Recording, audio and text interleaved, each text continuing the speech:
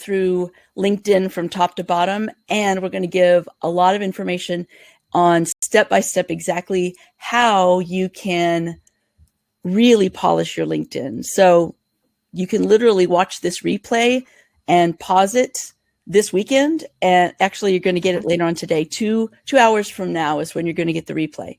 And you'll be able to pause it and do every single thing step by step. And that will polish your LinkedIn beyond anyone's imagination. It's going to look gorgeous. It's going to be huge. It's going to be huge. Most importantly, it will be functional. It will get traction. It will make people who should be contacting you want to contact you. Yeah, that's true. It will work. And it's not about looking pretty. It's about actual functionality. I mean, but looking pretty is a piece to give you an advantage for sure. Sure. Yeah. Okay. And, I didn't, most of the things that we were talking about earlier, Brian, were on my own LinkedIn. What we might do is show somebody's LinkedIn that we've done. We do like Steve. Oh, we could show Steve. I thought you were going to say maybe we could get Mike or Colleen to volunteer and let us go to their. No, I think that's dangerous. I'm not going to put them in the hot seat. That's not a good idea. Yeah, that could. We'll be good. That could be fun, but no, we won't do that. No, you won't do that unless you really insist. You have to be brave in order to be in the hot seat, because we would probably rip everything apart and redo it from scratch. Yeah. Okay. And the reason that I'm looking over here is that my big monitor is over on the right hand side, and I can read the chat room that way. So I've got 2 monitors. I've got a smaller one here, and then I got a bigger one over here on the side. All right. And we're not going to have a PowerPoint presentation. This is all going to be screen share. We're going to go through my LinkedIn, just like you were doing your own LinkedIn. And I'm going to show you how to make the changes that we suggest to really make it pop. Yep. Yeah. And these are a lot of what we've done is a combination of having a very good friend and colleague who is a best-selling author on a book about LinkedIn. So I got a lot of tips from him, but also things that I've found from a look and feel perspective of how to get somebody's attention. So you know how I'm always using psychological principles to get people's attention, and even unconscious type principles of like the neuropsychology of decision making to get somebody's attention. That's what we're showing. And we're wanting to give a splash of color to some of the text, maybe use some things that you didn't know were available to you. So we will take my LinkedIn, and we're going to go from top to bottom. So we got about 3 more minutes before we get started. All right. I always think it's interesting how people have differing opinions. That there's the camp of people that say, well, LinkedIn is just like your resume. It's the same as your resume. It is now the resume. And then you have other people who don't understand how much like a resume it can be. You know what I mean? There's some people that just think all I need is a resume and are doing 0 on LinkedIn. That's true.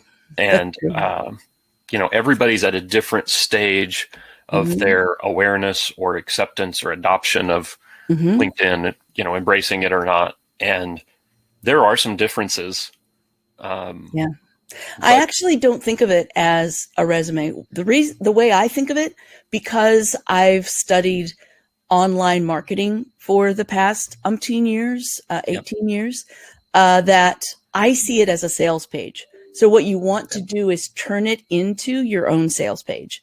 And a sales page these days, if you've ever gone to a 1-page website, it's just got 1 page. It's got one thing for you to do, and that is buy whatever it is that they're talking about. Either that or signing up for something free so that they can get your email and continue to market to you. So really, this is like your own sales page. So we're going to be taking that approach and using things that are best practices in online marketing to make a great sales page out of LinkedIn. Yep. And it's very much following the buyer's journey parallel to how hiring behavior is done. It is, awareness of product, solving a pain point, that sort of thing. And I want to learn more information. And that's what LinkedIn does so well, is it walks you down that buyer's journey of more information. Yeah. Anyway, it'll be fun to get into when we start talking about how people actually digest it and process a LinkedIn profile. I am going to I'm going to run and get something to drink to increase my blood sugar for a second. So give me just a second. All right. Good morning, Christian. And Tom, nice to see you. Thanks for joining us. Tammy's just going to go grab herself a drink and leave me in charge of the ship for the moment. But thank you all for joining us on a Friday. Hopefully it's nice weather where you are. And we love to hear where you guys are joining from. Of course, every time we get together on these Fridays, it's nice to see how far and wide we're reaching. We have people in Europe and South Africa and, of course, here in the States, all over the place from coast to coast. Hi, Greg. Thanks for joining us. We're going to be covering today everything to do with your LinkedIn profile, top to bottom, how people actually process it, how to make yours actually function for you and get you traction. Like it's, if you're job seeking, its purpose is not purely to inform your colleagues and say, this is who I am, what I do. Yeah. I take it a step further while you're job seeking, and I want this thing to make someone want to pick up a device and contact you. Its purpose is to make your phone ring, basically. Yeah. So we're going to get into lots of those tips. Hi, George. Hi, George. Hi, Lou. Hello there, Lou. We really want this to be functional, tactical stuff you can put into play now that will change the game if you're not getting enough phone calls or not getting the right phone calls or the right calls from the right people. That's what we'll be getting into today. Right. Well, we're not going to change. Here's the guidelines for today. We've got a lot to cover. We're going to be going very, very fast so that you're probably not going to be able to take all notes. And so what I would recommend is just watch and absorb today. And then over the weekend, take the replay and then just pause it while you're doing it, because we're going to go through step by step how to make the changes that you need to make. So you can just do step by step this weekend. I wouldn't try to take notes. Yep. It's going to be too fast. So, oh, good. Oh, David, you do not want us to go to your LinkedIn because nobody's going to be in the hot seat today. We're not going to put somebody in the hot seat. But if you want to connect with David, absolutely do that. And I believe Lou should have a brand new. Lou, is your LinkedIn done? Does it look good? All right. I'm waiting for him to say something. He didn't say anything. That's not a good sign. We're not going to put anybody's LinkedIn profile up. Don't worry. Other than maybe Tammy's. Yes, we'll go through mine. All right. Yeah, it is 11 o'clock, so we can go ahead and get started. Oh, good. And Greg changed headline. That's great. That's awesome. Yeah. Good. Yep. Okay, and we're going to be talking about the headline today. So what we're basically going to be working on today is not the content of LinkedIn, but how to polish the look and feel of LinkedIn. And look and feel, it really wraps your content in a lot of context. It makes it look very polished. And I can tell you that when we do the executive branding program with someone, a lot of times they will get out of the blue, they'll just get a really good comment about, wow, your LinkedIn looks fantastic. And of course, the content has something to do with that, but also the look and feel has something to do with that as well. Mm-hmm. So these are things that you can use. And we've got literally 3 pages of notes that we're going to go through. But let's first start by talking about what LinkedIn is here to do. LinkedIn is right now a powerhouse, or the powerhouse of executive searching. So if you're looking for any kind of position above $60,000, but even if it's any professional position, it doesn't matter how much it pays. But especially when we get into the 6-figure and multiple 6-figure range, LinkedIn is where you are seen, and it's where you see other people. It's not the LinkedIn job boards that gets you a job. It's actually having a fantastic LinkedIn profile prior to doing an outreach campaign to talk to the right people. Yep. Now, I've talked in weeks past, I've talked about how important it is to reach out to the right person, connect with them, and then later follow up with a message where you ask for a conversation. You only want to do that once you have a fantastic looking LinkedIn profile. Now, with the content, you'll want to add quantifiable results. You'll want to add bullet points underneath your experience. And most of you have nothing underneath your experience. You have the job title and where you worked and the location and nothing there. So you'll want to have bullet pointed lists of everything that you've done, achievements, because recruiters and employers don't want to know what you did every day as a job description. They want to know what impact you had in the companies that you worked for. So what did you do that goes above and beyond just showing up for work every day? That's what you should put in your LinkedIn profile. And then the About section is really a summary of who you are and what you can do for an employer. In other words, it's 2,000 characters, so you can have a lot of fun with that. And most people don't reach that limit. We usually do when we're writing someone's LinkedIn profile. We're going to put a lot of content in there. So think of LinkedIn as your own personal online sales page. So that's what we're going to take. That's the approach we're taking today, is making it a sales page so that they can only do one thing, and that is contact you. That it's going to persuade and not just inform. Okay. Yep.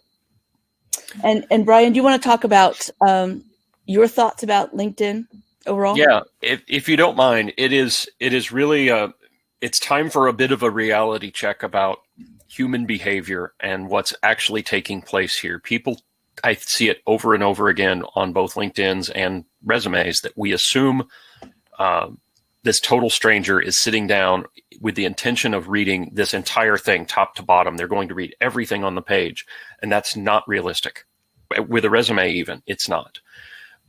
So we need to understand how people digest this kind of information and adapt what information we're providing them and where we're placing it to accommodate what is realistic.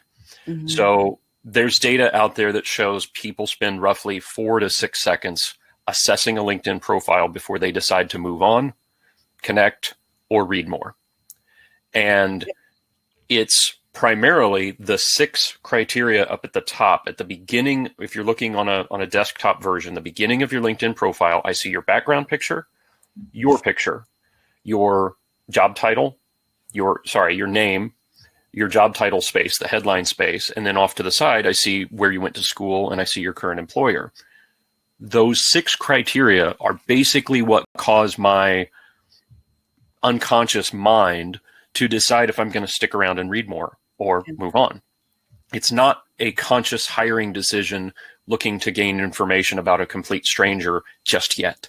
Mm-hmm. It isn't until one of those elements has triggered some aha moment of, ooh, I want some of that, or greed or relief. This could solve my problems. It's usually an emotional kind of trigger to the subconscious before it becomes an analytical consideration when someone sees a LinkedIn profile for that 4 to 6 seconds.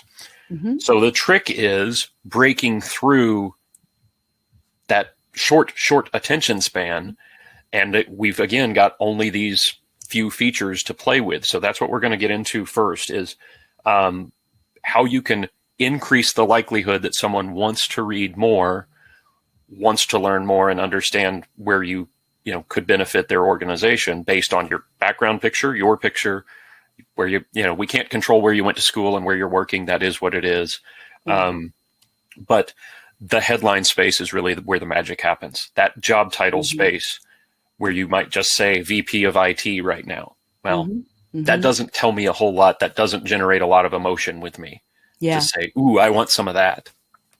Unless I just found out that my VP of IT is leaving. So that's sort of where we're starting from. And before we get into the screen share, I just want to answer Gregory's question about Microsoft's acquisition of LinkedIn. Yes, absolutely. There was a big change back in 2016 when Microsoft acquired LinkedIn. What they wanted to do, it seems, I haven't read this anywhere, but this is what I believe happened. Microsoft tried to buy Facebook and was unsuccessful. And so they bought LinkedIn instead. And I think what they were trying to do is turn LinkedIn into the Facebook of business. And I think they're doing a pretty good job of that, because you see a lot of cat pictures, cat videos, dog videos on LinkedIn, whereas prior to 2016, you did not see that stuff. You also see a lot of engagement. They are doing things to increase engagement, but they're also allowing us to do more with our LinkedIn profiles. So I'm going to show you some of the things that you probably didn't know LinkedIn could do. And those are things that are relatively new to LinkedIn. Like, for instance, you can have up to 50 transferable skills in the skills and endorsements section. And they raised the number of groups that you can belong to 100. And we're going to talk later about why that's important to have 100 groups. So it really does pet videos. Yeah, you see pet videos all the time. So let's go ahead and go into my LinkedIn profile, and we're going to start from the top, go through the bottom. Just a word of warning: we probably will go over the top of the hour this time. So if you're on your lunch hour and you have to leave at the top of the hour, I totally understand. And you can always watch the replay in a couple of hours, or later on today or this weekend. Okay. Yep. So let's go ahead and let me. All right. This is my LinkedIn homepage. So I'm going to go to my profile. All right. Excellent. That wasn't a cat video, by the way. That was really disappointing. No, actually, it was an inspirational video. It was a gentleman with cerebral palsy, and it was magnetic buttons that are easy to put together. And I love that stuff. I am a sucker for all of those posts. Anything that is is heartwarming and technology cool stuff. Like, wow, why didn't I think of that? I love those things. Yeah. And I think LinkedIn knows that. Okay, let's dive in. True. Okay, excellent. All right, so, go ahead. The reality of how people are digesting your LinkedIn profile is involved with the hardwiring in our brains. We are a sucker for pictures. We can't help it. Our eyes go to the pictures first. Yeah. I'm going to either look at your background picture first, or more likely your profile picture. So rules on the profile picture. It's got to be well lit. You can't have your face in the shadows. It's got to be friendly, smiling, approachable, and professional. Yep. That's basically it. You want to take down barriers. That's so much of what we're doing here, is trying to remove a possible hesitation that someone would have to reach out to you. Like, ooh, he kind of looks mean. Ooh, that's kind of an intimidating looking person. She doesn't look happy. You know, those sorts of things. Again, this is the unconscious mind making these decisions for us of whether I want to reach out to that person or not. This is more emotional level sort of reactionary things. And if you have an unfriendly smiling or unfriendly non-smiling picture, or no picture at all, which is even worse, I'm going to hesitate to reach out to you. Because you're not as real and you're not as approachable. Yeah. And this is where, LinkedIn has millions and millions and millions of other people I could go look at. And they're usually advertising these other people off to the side for me to look at. Yeah. Anyway, we're going to show you how to turn that off. Yes. Yeah, we'll cover that. But profile picture is huge. You've got to have a friendly, approachable, smiling, Yes, well-lit profile picture. No sunglasses. I would recommend on the profile picture, smile and show some teeth. Don't smile and don't show teeth. That's not a good look. You have to show a little bit of teeth and smile with your eyes. If you just have a grin, that's not, you got to smile in your eyes as well. So make sure it's a genuine, soft smile showing teeth. That's going to be the most approachable picture that you can have. A lot of men that are going for high-level positions, COO, CEO of companies, they feel like they have to be stern. They feel like in order to be professional and be seen as an executive, they have to have a stern face. And that's not the case. You want to be approachable. Otherwise, nobody's going to call you. One other little, I'll piggyback on that a little bit. Suit and tie, jacket and tie is basically out of date now on LinkedIn. Yeah. If you're a guy and you still have a picture of yourself wearing a tie on LinkedIn, you are less approachable. You look old and stuffy. Get rid of the tie. Just go with a nice shirt. Jacket is even optional. Most guys are wearing jacket, open collar, nice shirt. That's it. Just, especially if you're older, you really need to make yourself even more approachable and not look so old school. So let's move on to the background picture. Background pictures are surprisingly powerful to swaying this unconscious mind about how they feel about you. So much of what we're doing here is controlling how they feel when they're looking at your LinkedIn profile. We're taking marketing principles here. If you can elevate how they perceive you, this complete stranger looking at your profile, by using a background picture that has you on stage in front of 50 people, you have now elevated yourself in their mind to their unconscious that this is a thought leader. This is an expert. This is someone who teaches other people. So you've already elevated your status in my eyes. Conversely, if you're using a sunset picture or a picture of the golf course or a picture of you sailing, you are leaning more towards shaping my perception that you are slowing down. You're ready for retirement. Sunsets, winter, fall, all of those things indicate slowing down. The slower season is coming, the end of the road, those kinds of things. I see so many 50-plus-year-old people using sunset pictures, and it just makes me cringe. Especially while you're job searching. So why don't we go into how to find the background picture? Keep in mind, you want to find a background picture that complements what you do and what you can do for your employer, whether it be your next employer or your present employer. So like, for instance, I have someone walking upstairs. That's actually elevating them. They're going to a new level, a higher level. That's why I've got that, because it really, whether you know it or not, your unconscious brain is going, okay, this is somebody that can take me to a higher level because of this picture. Okay. So what you do to find a great LinkedIn profile picture is that you put in Google LinkedIn background images, and I would use Google Chrome as your browser in doing this. And then when you go to LinkedIn background images, then you'll get this, and then you'll click on images for LinkedIn background, and you click on the images for LinkedIn background.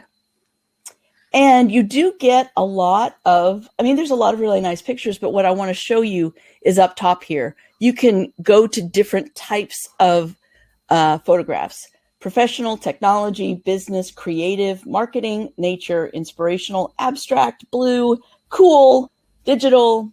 There's a lot to look at here. So, Brian, do you want me to pick a certain one? No, I'm replying to Gregory right now. Oh, okay. Just in general, it's just about that subtle psychology. Oh, the skyscraper comment. Yeah. Take into account your audience that you're trying to attract, the target company that you're looking. If you've been big blue chip and you're looking to attract a much smaller organization so you can play a bigger role for that company, don't go with skyscrapers. You need to be more approachable, more down at their level, less intimidating, less of that blue chip sort of stereotype. So take that kind of stuff into consideration. Maybe be more customer focused or more, I don't know, revenue generation, cost savings. And if you find something that you like but isn't perfect, what you can do is, for instance, this says fuel your passion. So I'm going to click on this. And when you put in fuel your passion, you're going to see a lot of other ones that do something great today, do something great. Can you imagine? Do what you love. Yeah, there's a lot of other ones that come up that are very similar. So you can take this one, which if you look at the pixels is 1024 by 256. So you could take that one. It's already in a LinkedIn header size and aspect ratio. However, if you want something that is maybe abstract, but it's not exactly the right dimensions, like this one right here, this is a LinkedIn background, but it's not the proper dimension because it's too tall, you can actually use it.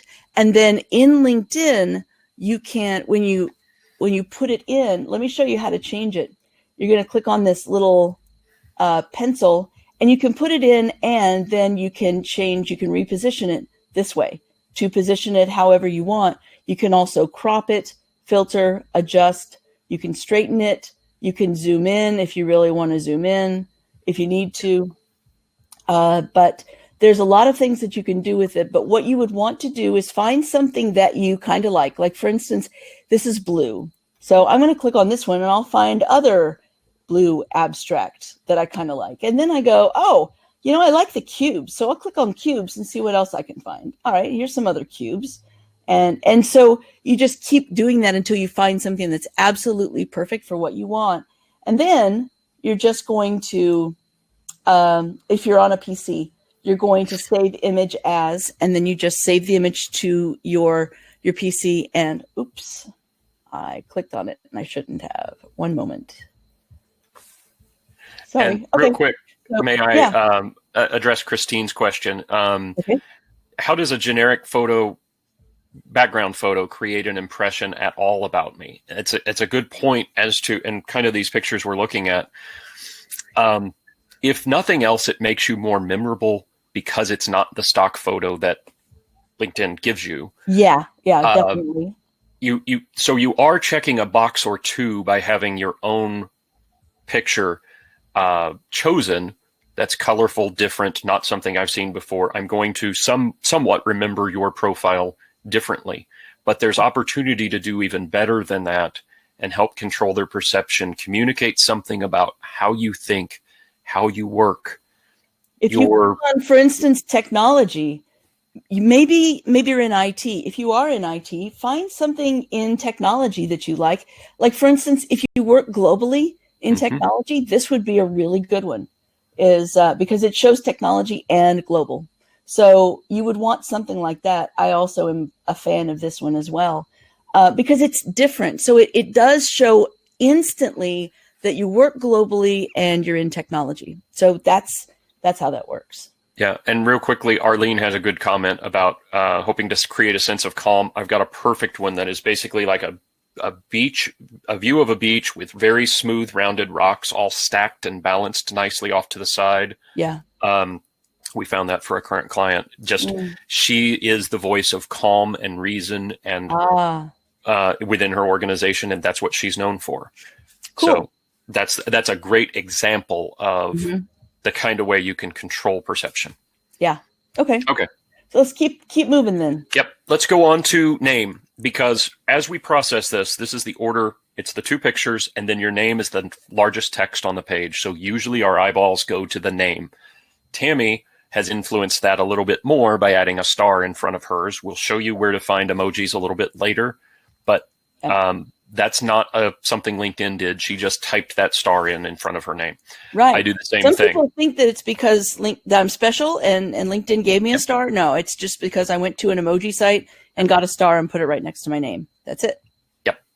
So there's the point on the names is if you have a difficult to pronounce name, an unusual name for your target market, your audience that you're appealing to, if people have a problem pronouncing your name, remove that hurdle.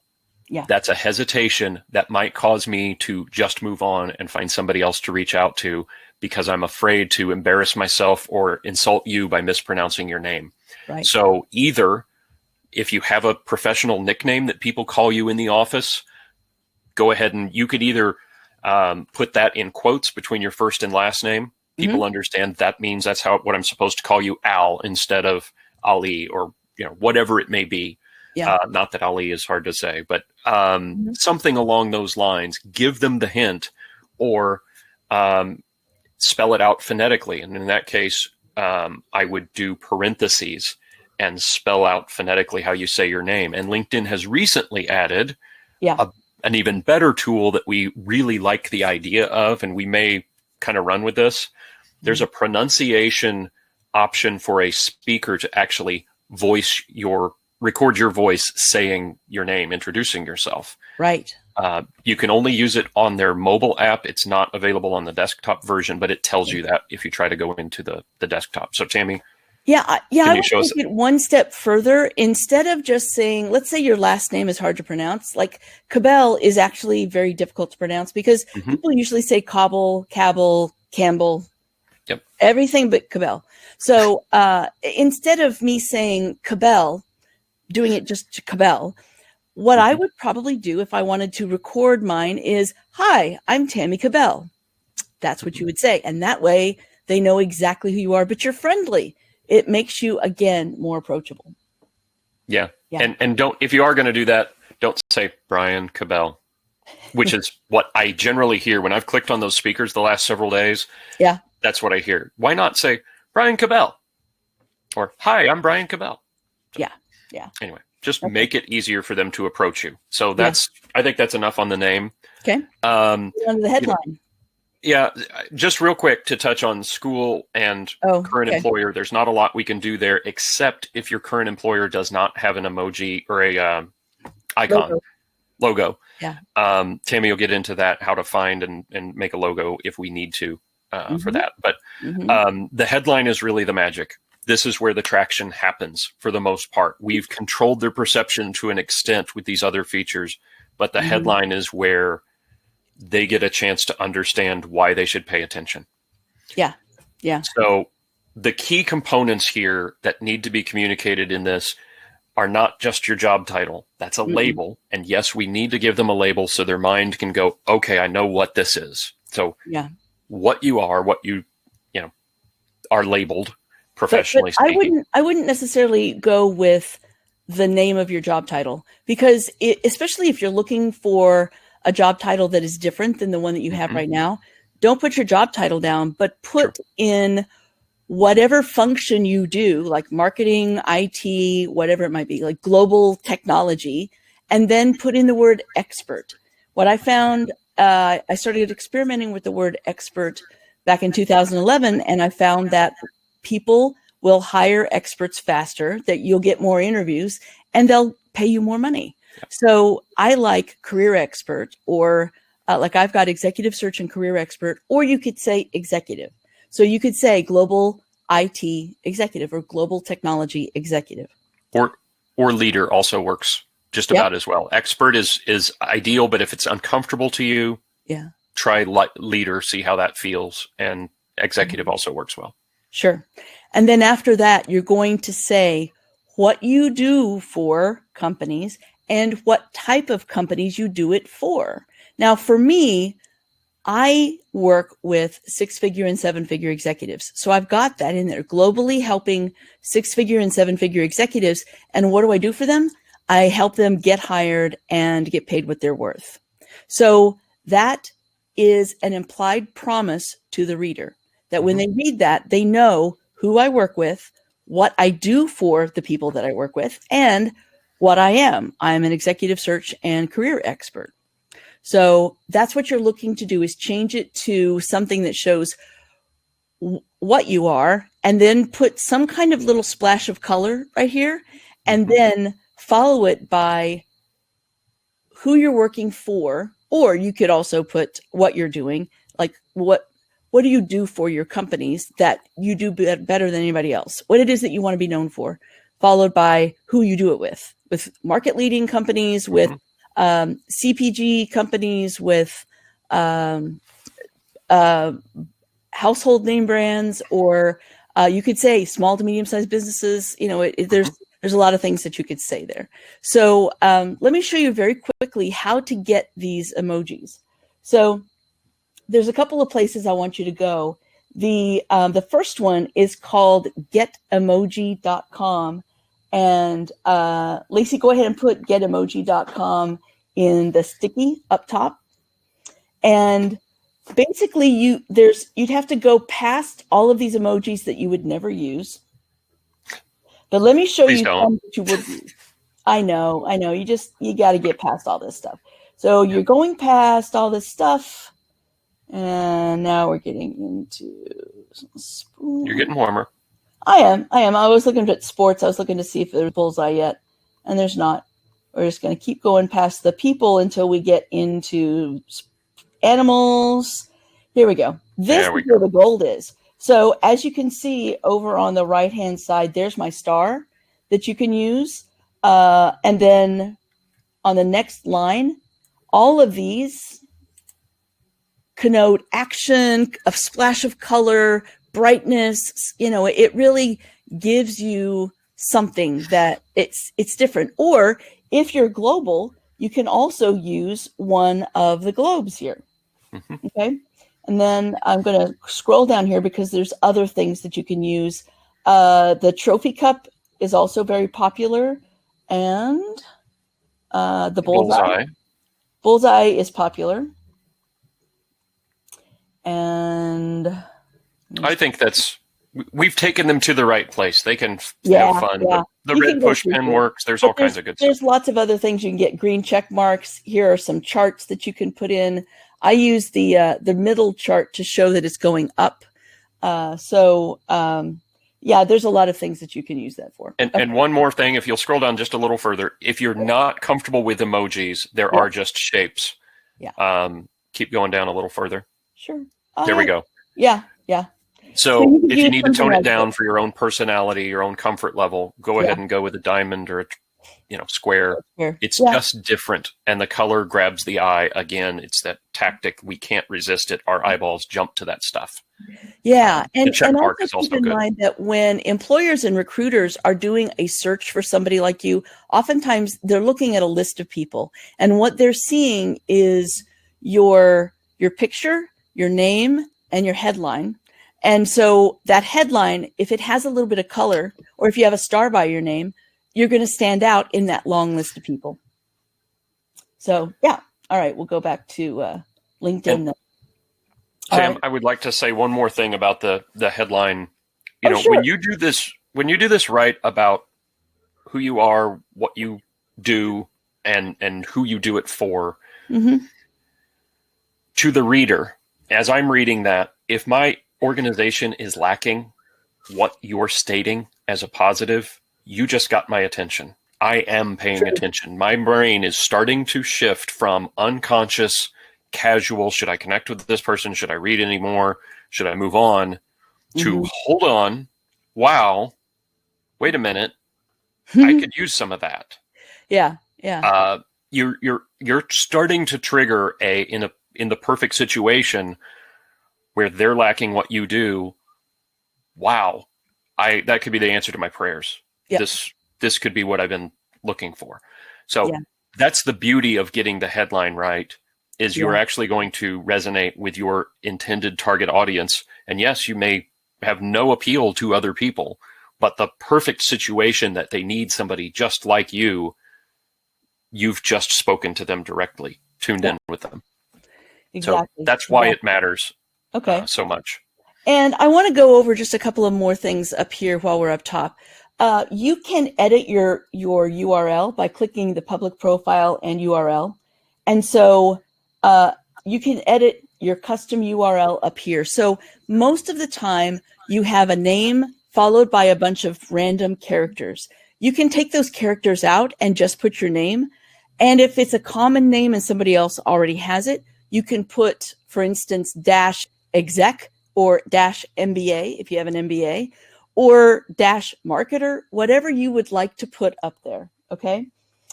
We had a client that his last name was Barron, and he put brand Barron as what he put in his URL.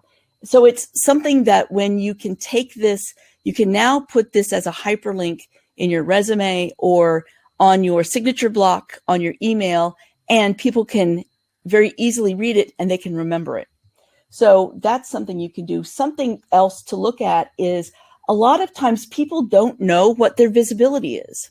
And so they don't know that on your, like for instance, your profile photo, some people only have it shown to your first degree connections or your network, but to the public, you don't see the picture. So you do want to say public so that anybody looking you up can see your picture. So it's really important to change that.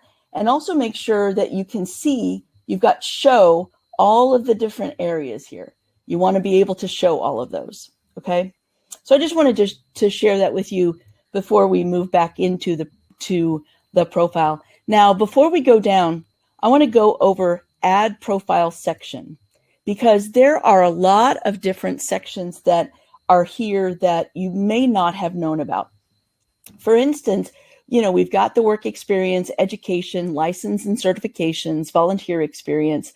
Featured is you've got posts, articles, links, and media. Media is, if you want to put a video up there, you can't put a video straight up there, but you can open up a free either YouTube channel or a free Vimeo channel, and then take the link from that Vimeo video and then put the link in to the featured section. And I'll show you what the featured section looks like in a second. But another thing that I wanted to show you is under accomplishments. Look at all of the different things that you can put in accomplishments. You can put not only publications and patents, but courses that you've taken. For instance, if you've taken a leadership course at Harvard, if you've taken Kellogg School of Management 6-week course, 6-month course, any projects that you've done that you're really proud of, you can put the project in there.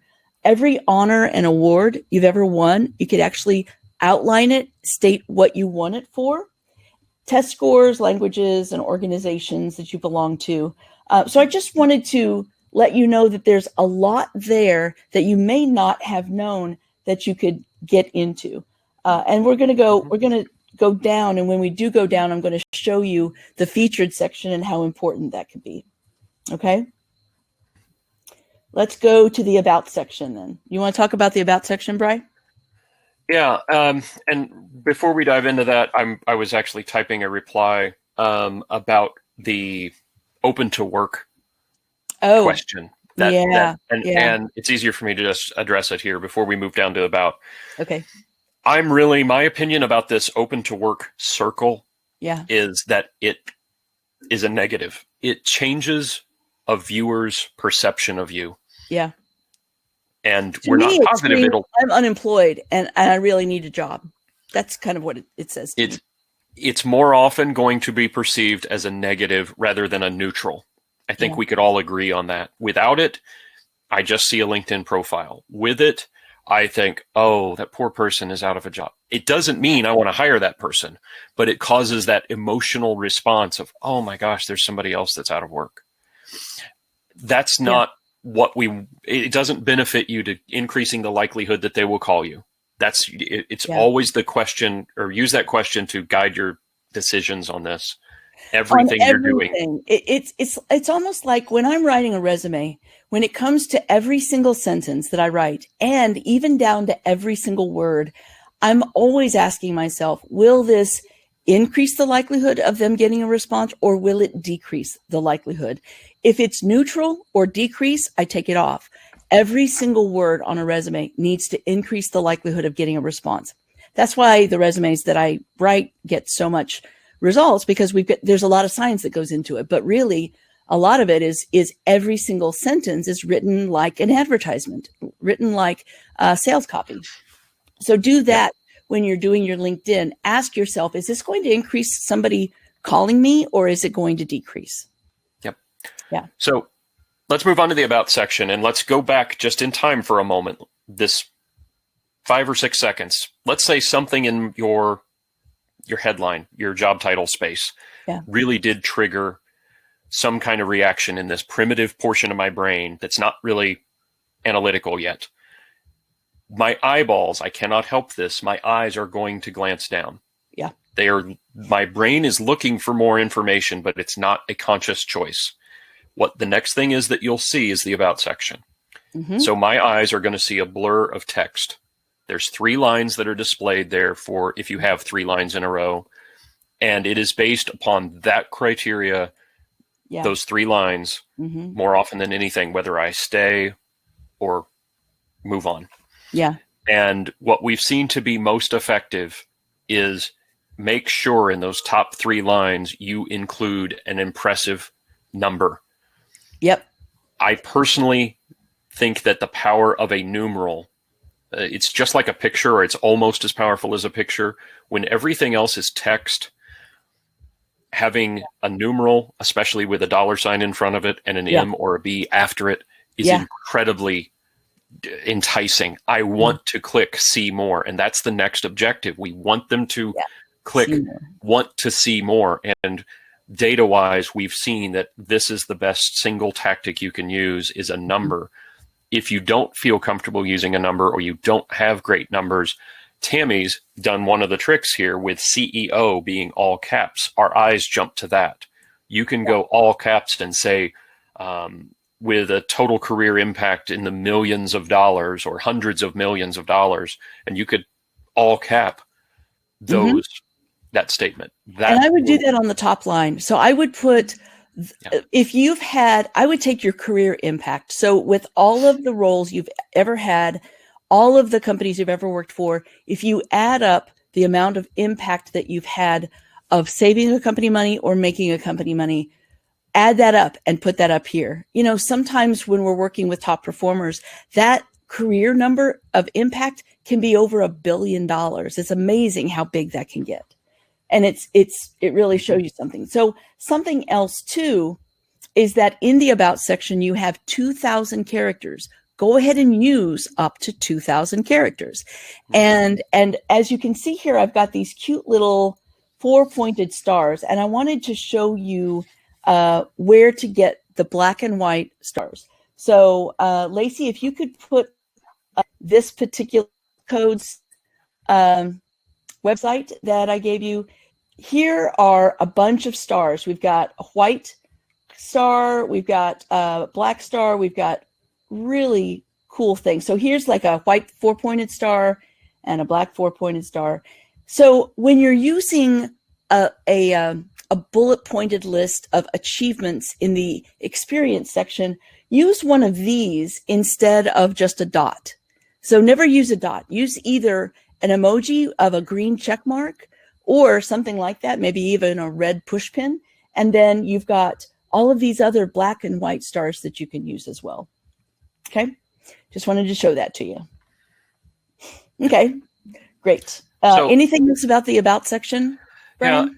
Yeah, you've got to know the mentality that has happened, the very act of them clicking see more, we now have awakened their conscious mind.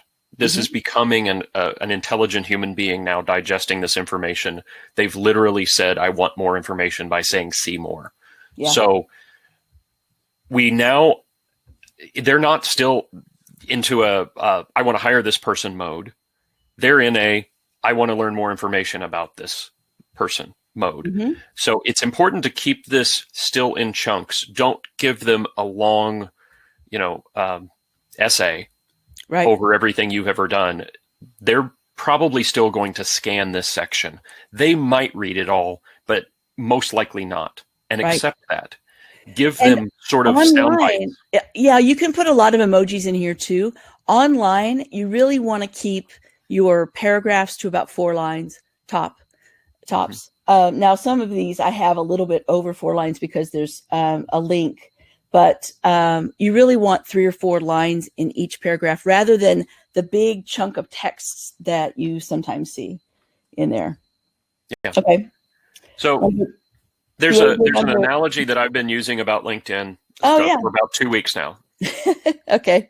And I don't know how people feel about it yet, but effectively that top section, your background picture, your picture, headline, where you work, all that stuff. This is the front of the cereal box. This is the picture that makes you go, wow, that looks good. I haven't had that since I was a kid. That looks so good. Yeah. It's an emotional trigger. It is, I want some of that. Yeah. Wow. And it's as close to tasting the food in that case as possible. We're trying to do the same thing. And if that does its job, if that picture on the front of the box does its job, you're likely to pay attention at least to the nutrition information before you put this in your cart. That's where the about section comes in. This is like a slightly more discerning buyer is going to be interested in the nutrition information. To take the analogy a little further, we haven't gotten there yet, but a really, really interested buyer who's really serious about taking this home is likely to even get into the ingredients. And that's your experience. Yeah. So good way it's to put the it. whole analogy of what they want to know, when they want to know it, right? When they're ready to absorb it, when they're asking for it, rather than don't get these things out of order and try to give them all your ingredients, the details of what you do necessarily too soon. Right. Right. So that's all. Okay. Let's look at featured, because this is a relatively new feature is that they blow up the featured. So if you have an article, the featured could have your articles. In fact, you can click on the plus sign and it'll say you can put in posts, any kind of post you put in, articles that you published, links that'll show web content, including videos, and media. The media you would think would have videos, but they don't want to host videos. So what they do is they allow you to upload photos, documents, and presentations. So PowerPoints, PDFs, JPEGs, PNGs, things like that. So if you wanted to do a video, which I would strongly suggest, as a matter of fact, we came up with a new program. Actually, it was Brian's brainchild, that we are doing videos for our clients to do like 4 videos to get somebody to get to know you. If you're in a highly competitive environment and you really want to get more phone calls, let me go to, for instance, here's somebody that we've done their LinkedIn. I'm just going to show you really quickly. This gentleman is quiet, relatively shy, but brilliant at what he does. And so here's his introduction, and then he's got his thoughts on leadership and on strategy and on business transformation. So he's got 4 videos that talk about those things. And once you watch those 4 videos, you really get to know the guy. And so it's easy for you to pick up the phone and call him or to email him to set up a conversation, because he's more real. So we came up with the idea of doing videos for people as well as telling stories. So storytelling is really important, and how you show up on video is very important. Now that almost every interview is on Zoom, every interview is video interview these days. In fact, since August, we've had 13 people get new roles, accept new roles, and only one of them saw somebody in person. Every single other person, everything was all virtual. Everything was on Vimeo, on video. And so it's really important to make sure that you're staged right and your audio is great and your lighting is good and all of those wonderful things. So if you're interested in that, we're going to show you how to get in touch with Brian here in a little bit. But yeah, I just wanted to mention that because this featured section is really important. So think about your own personal brand. What is it that you want to be known for? And then put things that you want to be known for. If you've got any collateral that you've put together for, let's say you're in marketing, put the collateral up here so people can see it. And then you can also edit the order of these by clicking on the little pencil.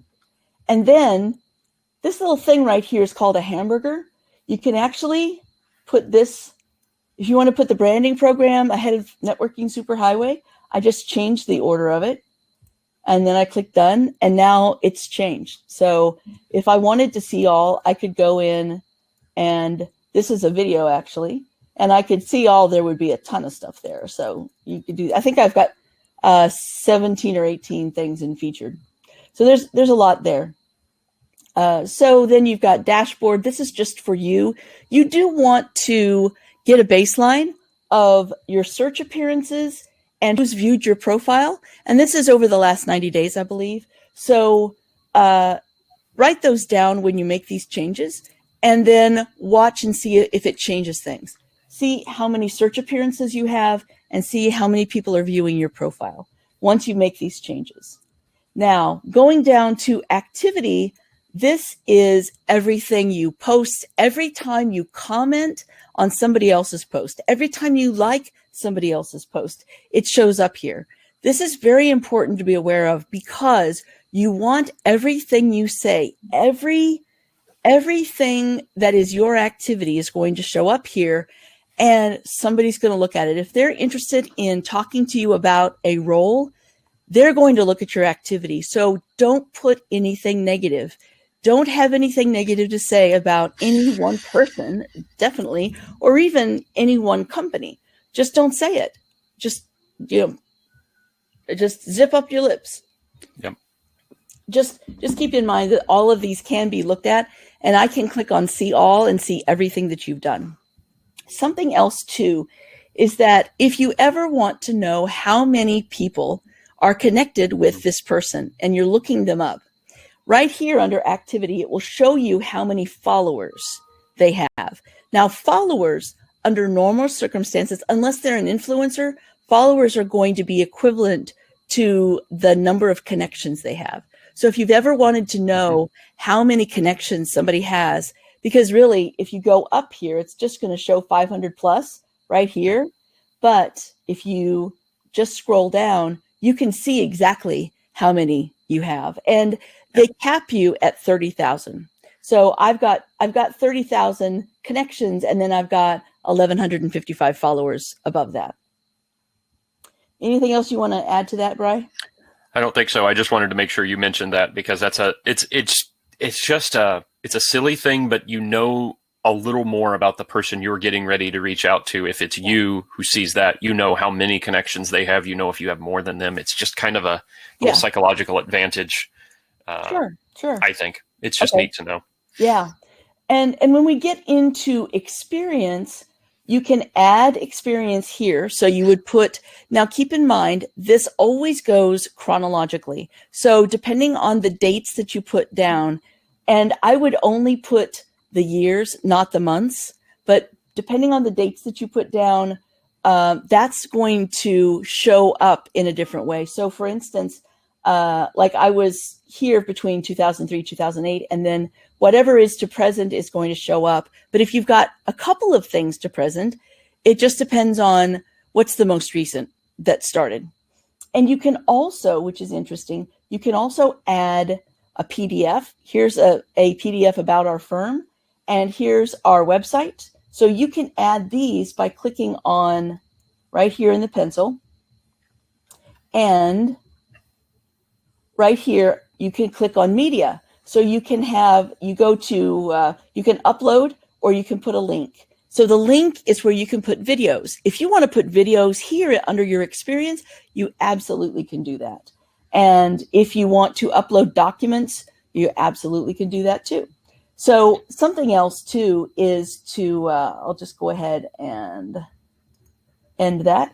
I just want to show you really quickly. If I click on see more, oh, this is something else too. Make sure that what they see on see more has a bullet pointed list before they click on see more. This is what's called above the fold in marketing terms, and it comes from newspaper. So newspapers were folded in half, and so you always want to have your important stuff above the fold before they click on see more. And this allows you, and I used blue. So we've got some blue here, we've got blue here, and so feel free to use green check marks, like I said, or those different black and white stars if you wanted, but don't just put the dots. Let's put something else. There's very few formatting things that you can do in LinkedIn. and you can have 2,000 characters per position. So just keep that in mind. Go ahead and put in as much as you'd like to put in for each one. But keep it digestible. Keep it into smaller, bullet point it if you can. Definitely bullet point it. But the worst thing that you could do is have a big long paragraph here before they click on see more, because they're not going to read the big long paragraph. Yep. There's a question somebody has that I think is right in this ballpark here. Okay. Susanna asked about she's serving on a board right now. Where does that experience get plugged in on a LinkedIn profile? I would recommend putting it in experience so that it's higher on, board positions are really important and they really elevate your profile. So I would put them under experience, and so show the year that you started to present and put the board there. Now, some of these, like these two companies here, are no longer in business. So there is not a logo here. Now, for some of our clients, we have actually created, in order to get the logo, that company has to have a company page on LinkedIn. That's the only way to put the logo. You can't just upload a logo on here. So what we've done for some of our clients is to actually create a company page for their company, and they don't own the company, they just work there. But if there's no company page, it takes 15 minutes to put up a company page. It's very, very simple. And then you put the logo on there, and that way, when you're connecting to it, you see the logo. Now, also keep in mind too, that to get the logo, you have to write it out exactly the way LinkedIn has it for the company page. So some people will have the company, but then they'll have like a division right next to it. And that's not going to show up for the logo. You've got to state, like, for instance, American Century Investments, and then underneath there, then I can talk about what division I was in or give more information. You just want to show the logo. Also, keep in mind that if a company got acquired by another company, like in technology, there's acquisitions all the time, actually in a lot of companies these days. So if your company got acquired by another company, put that other company's name on here. And what you would do is put the company name to get the logo. And then the first line would say, worked for XYZ company, which was acquired by ABC company in 2014, something like that. So that way you get the good logo, and that way, but you can still show that you had that experience of a company that's been acquired. Okay. So then we go into education here, license and certifications, master practitioner certification and NLP, fun stuff. Now I want to go into skills and endorsements. And Lacey, if you could put up the file that I have, it's called the Ultimate Keyword Toolkit, but it has 208 transferable skills and experience factors. And so to add a skill, you just go to here, add a new skill, and then you would want to put in the skills that are necessary for you to have your next job, not what you've done in the past. In other words, if you want to get into a leadership position or a higher level leadership position, you want to put things like executive leadership or mentoring, coaching, right? Anything like that. And then also, of course, executive management, and anything else that you want to be known for. Just remember that you don't have to be word for word in something that's in a list. Like when you click on add new skill, there are suggested ones, but don't use the suggested ones, put in your own. And this is free form. So you can put whatever you'd like. Now I can't put anything because I've got 50 skills already. But let me show you very quickly. Once you've added the skills that you want, most people don't realize that you can choose these top 3 skills.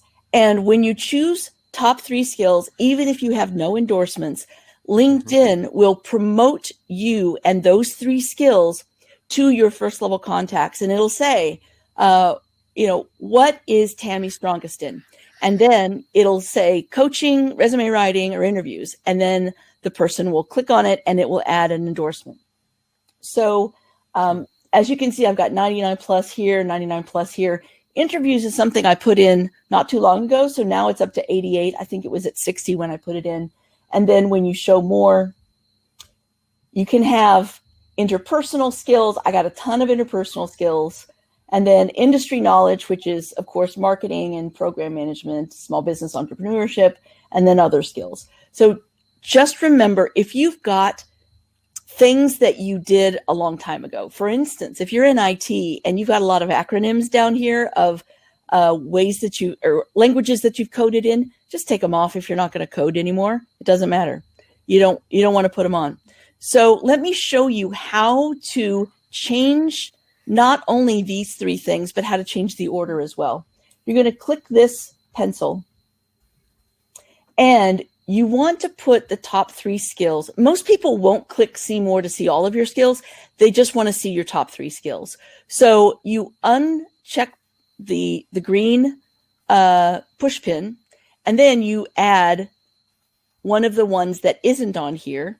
And you have to take off this push pin first before you can add another one. So that it only allows you three. And then you can use this hamburger again to move the order that you want to put them in. So you do have control over what you want to be known for. So think about the skills and make them transferable. The skills that can go into any industry that you want to be known for, the things that you're stronger at than most people, and put them in here. And that way, LinkedIn will start to promote those, and you will start to collect a lot of endorsements in those top three skills. All right. So I'm going to say, okay. Okay. So that's the skills piece. That one's really important. And then recommendations. There is a video that I made on how to get great recommendations. If you're not used to asking for recommendations, and as you can see, I have never asked for recommendations, I am going to take a leap of faith today. And I'm going to say, if these live streams have been something that you have benefited from, if you find value in those, I would love for you to go in and give me a LinkedIn recommendation. I would love to start collecting LinkedIn recommendations, and I would like you to be one of the first people to give me a LinkedIn recommendation. So just let everyone know how the live streams go. What is it of my advice that you have found particularly beneficial? Okay.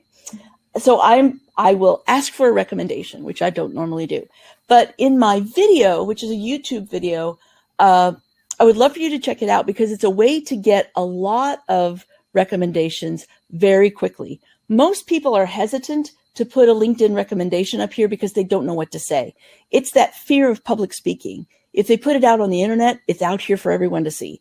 And so they don't know what to say. So my video shows you how to get them to say specific things in an email, and then you're going to send it back to them summarized along with your link to your LinkedIn profile and say, could you copy and paste this for, take 15 seconds and paste this into a LinkedIn recommendation for me? It works every time. And you can get a couple dozen in a week if you want to. All right. So I would like to ask you, even if you wanted to do it right now, go into LinkedIn and recommend me. I would love you for it. Love you, love you. I might even recommend you back. 4 is pretty sad. I know, it's really sad. It's really sad. Thank you. But you don't ask. You don't get unless you what you don't ask for. Yeah, I don't ask. Yeah. There are a few questions. Are we basically we're almost done. We're almost done, actually. Yeah. Why don't we actually just talk about we'll talk about groups, and I will show you how to look for groups. So groups are important because the people that are looking for you, when they get a search result, which is a whole list of people, their first level connections come up first, followed by their second level connections, followed by their fellow group members. So if you belong to the same group that a recruiter belongs to or that an employer belongs to, then you're going to be toward the top of the list, because usually they don't reach out to their first level connections. They'll reach out toward the top.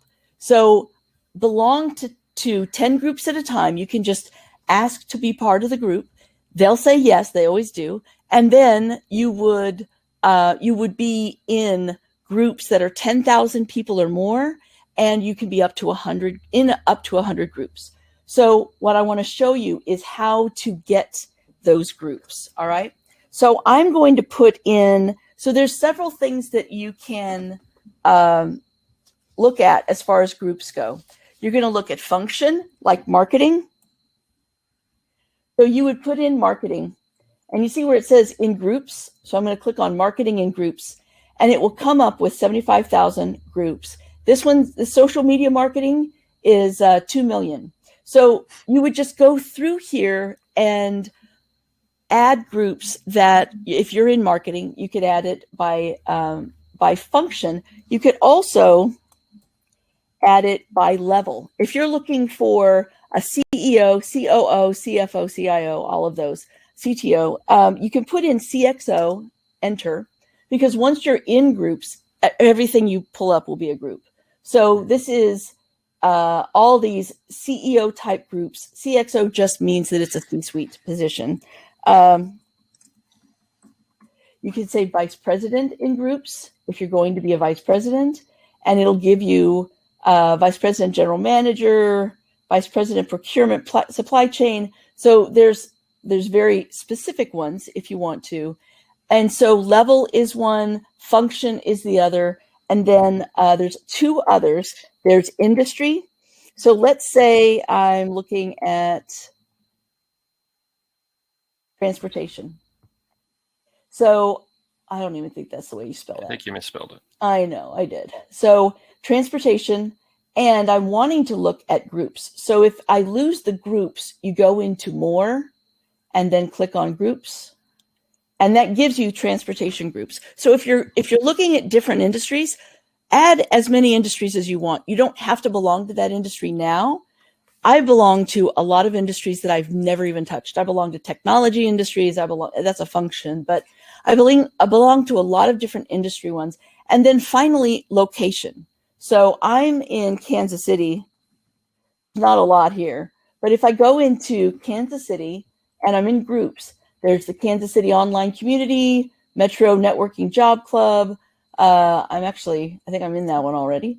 River Points. So these are the Kansas City ones. So you would look at location, industry, the level you're wishing to seek, and then also the function that you're looking for, what type of role you're looking for. So that's what you would look at in groups. You can apply for up to 10 at a time. So every time someone says yes to you and get you into a group, you're going to get an email message that says, hey, you're part of this group, start a conversation. And then you would put in for another group. And you would do that, and it usually takes about 3 weeks to get 100 groups. Okay? All right. So, Brian, you said that, I'm going to go back to me. Yeah. You said that there were some questions? Yeah, there were. I actually saw two specifically that were kind of semi-related. Kristen asked, she said she'd been implementing a lot of the changes we've talked about. Okay. She saw a 5 times increase in the number of views her profile was getting.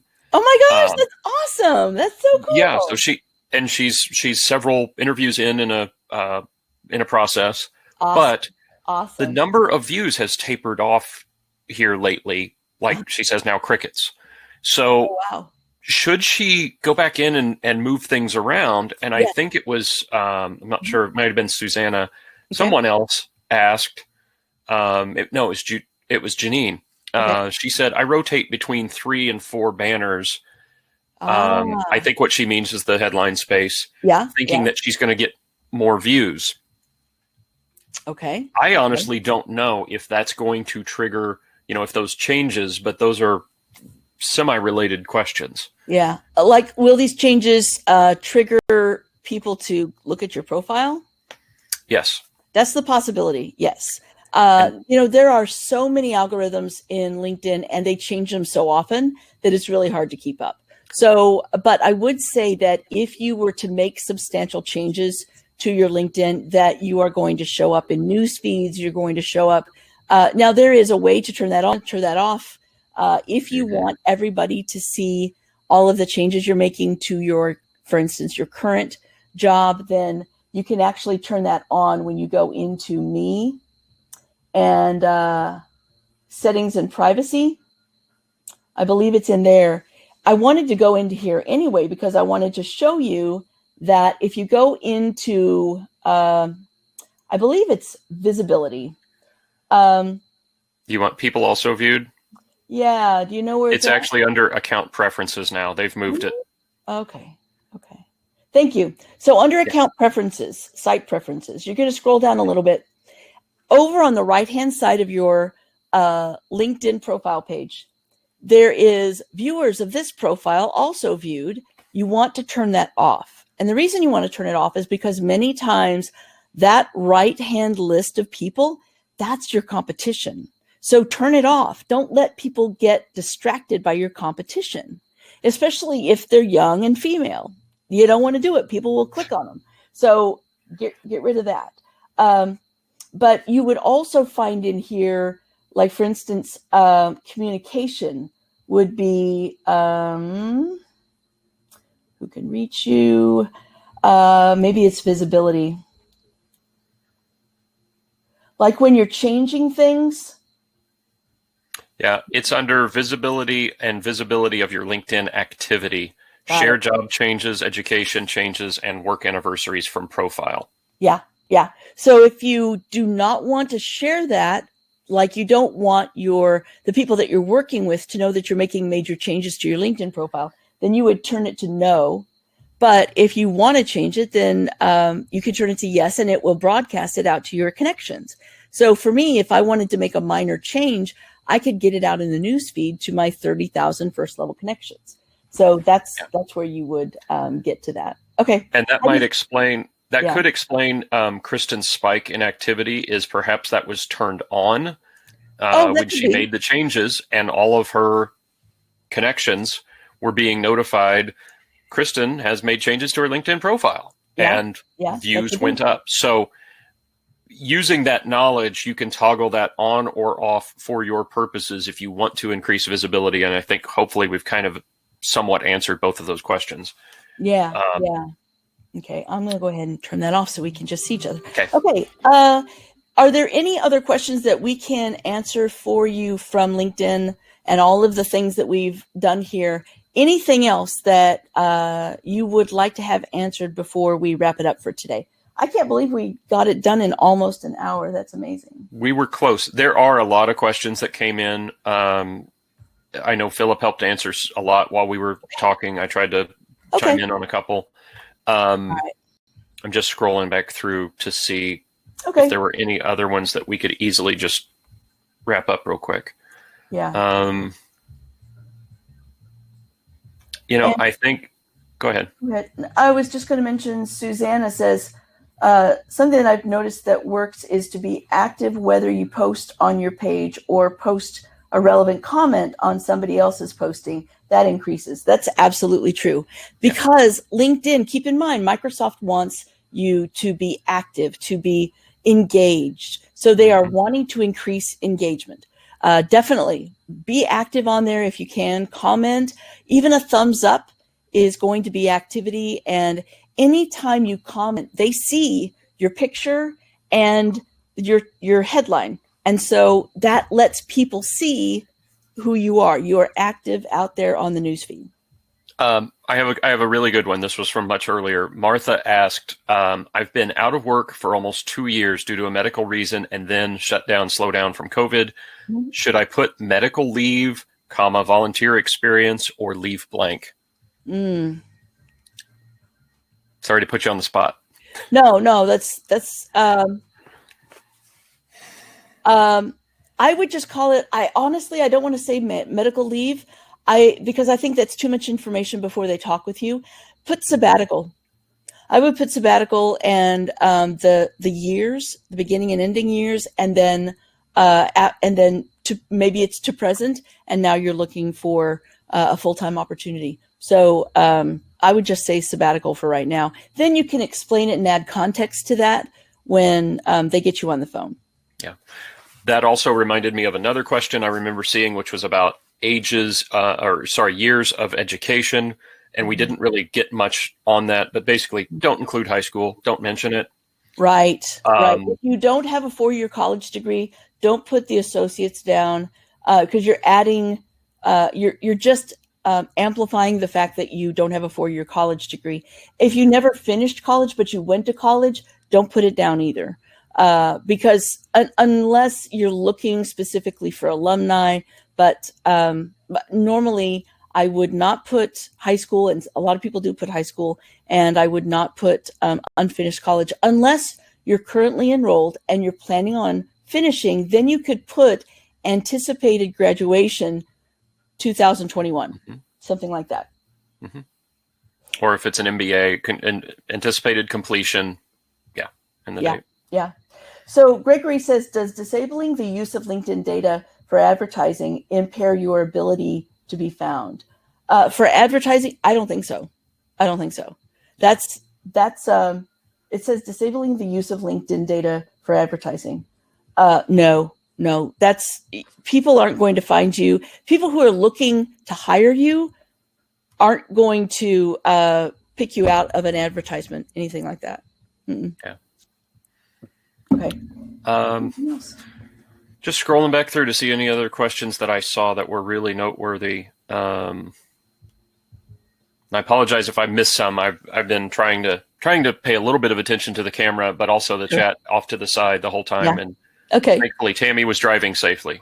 So we will go back through the chat afterward, and there's a few of you I replied to privately. I'll get back to you. Okay. And we'll follow up after we end the live stream. Sounds good. Oh, one just came in from Mary. Just wondering if you have a strong online presence or a LinkedIn profile precludes you from being hired. If you do not have, sorry.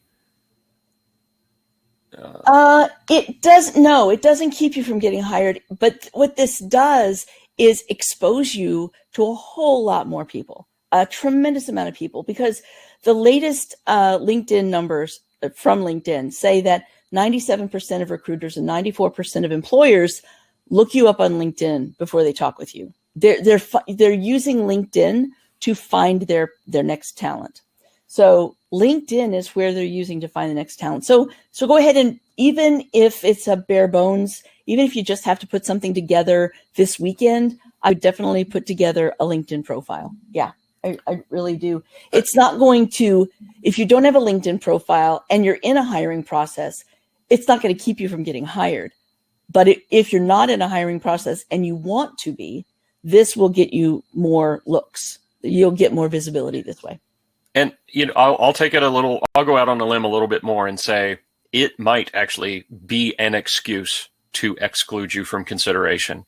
Okay. If I'm looking at your resume and you've applied and 30 other people have applied for the same position, and I'm looking to gather more information before making my decision of who makes the interview stage, and I don't see anything else, I can't find a LinkedIn profile for you, it's a real easy excuse to just put you into the no stack and narrow my list.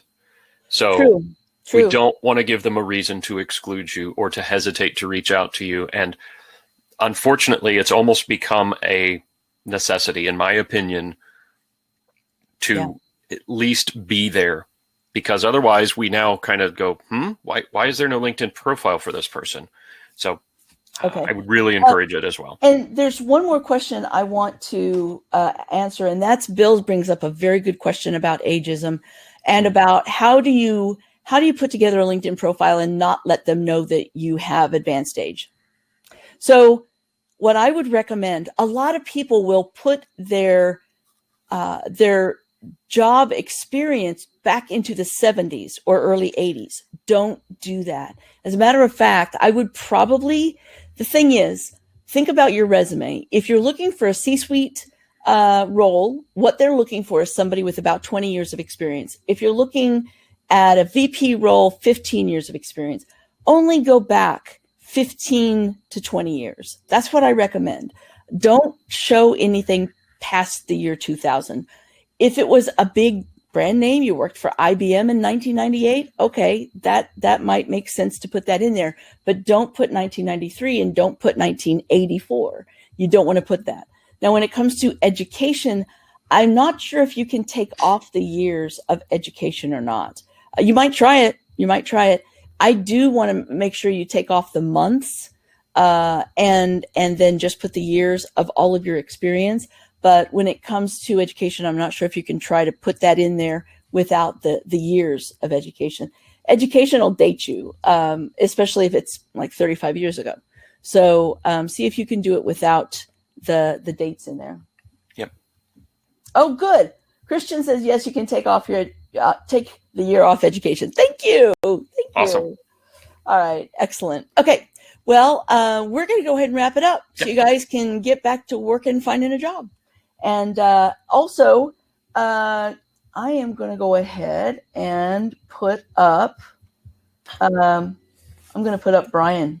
So if you want to find some time to talk with Brian, you can click on the blue Talk with Brian button, and it will take you to, it will let you access his calendar, and he can talk with you about the new video program or anything that we talked about today.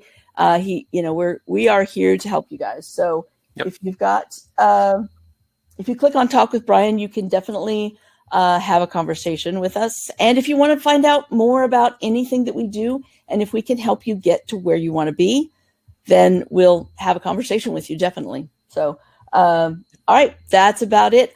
I am going to go ahead and I'm going to turn off my microphone and turn off my camera and leave the chat on for a little bit, so you can tell me if this has been helpful for you.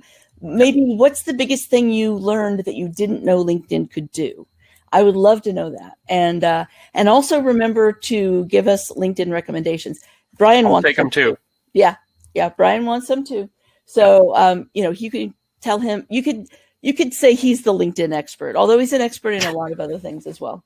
So have a wonderful week. I don't know yet what next week will hold, but I'll figure that out over the weekend, and I'll let you know by Monday as to what we're going to talk about next Friday. All right. Thank you, guys. And if you have any other questions, thank you. Come in there, and Brian can answer those later on, maybe this weekend. Okay. Talk to you later, guys. Thanks so much. Chat up for a little bit. All right. Have a great weekend, everybody.